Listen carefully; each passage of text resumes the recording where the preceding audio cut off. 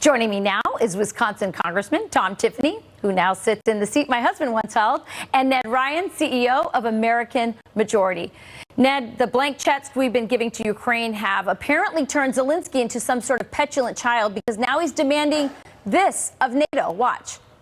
What the NATO has to do to prevent and deter the use of nuclear weapons by Russia, but preventive strikes, preventive action, so that Russia knew what would happen to them. Ned, his spokesperson was forced to clean this up, saying that Zelensky actually wanted sanctions and not a strike.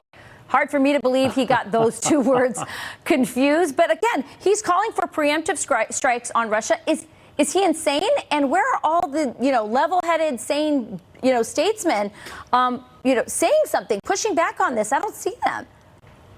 No, they're not, which is a shame. I mean, those words of Zelensky are the words of a madman. Yeah. When he's saying a preemptive strike to prevent nuclear war, that would actually trigger a nuclear war, in my estimation.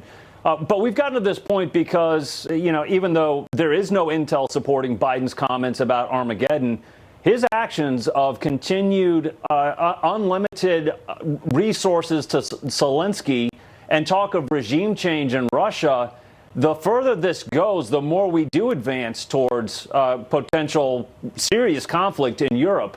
At some point, you would think statesmen and adults would show up and say, we have to talk about de-escalation and find an off-ramp. Because I would remind people, Rachel, we're not talking about bombing goat herders in the Middle East, who, by the way, we couldn't beat. We're talking about escalating with one of the world's major nuclear powers and involving ourselves in a very serious way between two very corrupt nations in a territorial dispute over a sub-region of the Ukraine. It's absolute insanity and madness, and we have to stop. Yeah, and not really in the U.S. interest. Congressman, not at all. Congressman, I want to play this clip for you from Leon Panetta. Take a listen. Do you think Biden went too far in his comments or not? Well, I don't think there's any question here that we are in a very dangerous war. It's also a pivotal war. What do you make of that? I mean, is there really any limit to what they're willing to do? I mean, they're admitting, Leon's admitting it's a dangerous war. He knows that this is getting really bad, really fast. And yet I can't understand, what is the limit? How much further are they willing to give and risk to obtain the objective that they want, which is obviously deposing and getting rid of Vladimir Putin? Rachel, you recapped some of the Biden administration's actions very well, but I think it's very important to go back to the very first day Joe Biden was in office. His very first action was to shut down Keystone XL. He announced to the world America is no longer going to be energy independent. Then he said, Nord Stream 2, we're going to drop the sanctions. That benefits Vladimir Putin. And then we had the disastrous withdrawal from Afghanistan, $85 billion of our war material left behind, 13 of our troops left behind, killed at the gates of the Kabul airport. American weakness. And let's look at just this week how bad our foreign policy is. The Saudis told us to pound sand. Kim Jong-un firing missiles over South Korea and Japan.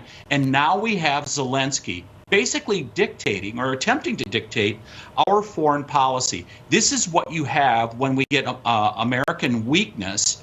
And this is what you have with the Biden administration and those so-called smart people you alluded to that don't know what the heck they're doing.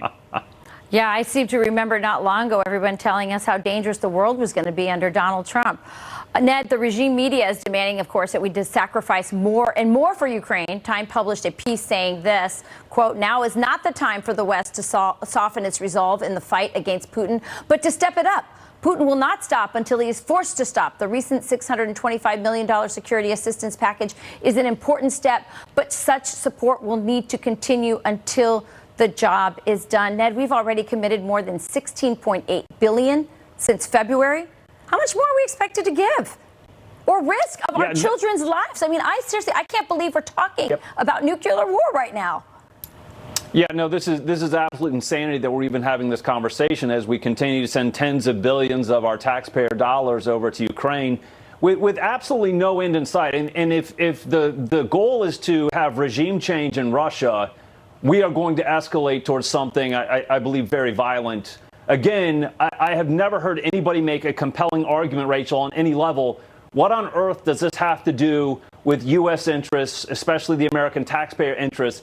It has nothing to do with it at all. In fact, this is really something that Europe has helped bring about with their weakness and their dependence on Russian oil. So at some point, I hope statesmen show up and say, we're going to have an off-ramp here and figure out how to solve this peacefully, because right now it feels like they are trying to compel us to go to a place that we do not want to go as a country, but even, I would argue, as the world. Yeah. I mean, Congressman, the weaker, the poorer we get with these green policies, the less leverage that we obviously are going to have. You brought up, Congressman, a great point that on day one, Joe Biden got rid of the XL pipeline. He declared a war on American energy. And it's ironic because they did all this supposedly for the environment. What could be worse for the environment than a nuclear war?